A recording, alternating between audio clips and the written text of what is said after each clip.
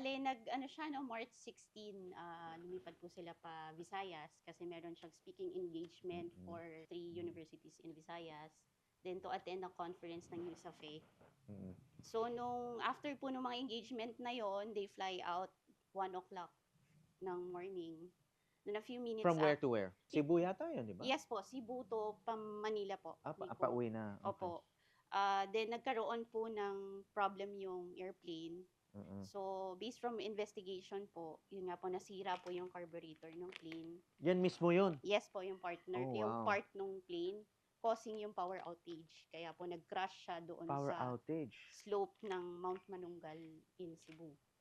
And this is part of the plane. Part of the plane po. Oh, kasi ito talaga yung original, no? Yes po. So, ito yung plane na anong Ah, klaseng eroplano? Of course, that's his private plane, no? Yes po, Douglas C-47 po. Lahat ng nandun, namatay except for one person, Yes no? po, Pati yung piloto. Yes po, 26, isa lang po yung Nabuhay. nabuhay si Mr. Nestor Mata.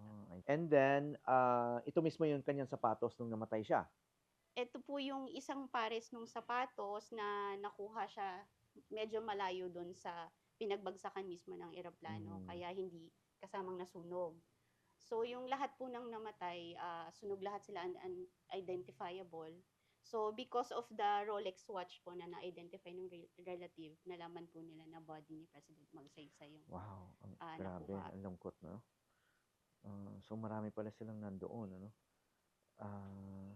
At ito na lang talaga, itong dalawa yung natira na lang Opo. doon sa kanyang katawan mismo. Everything else nasunog na.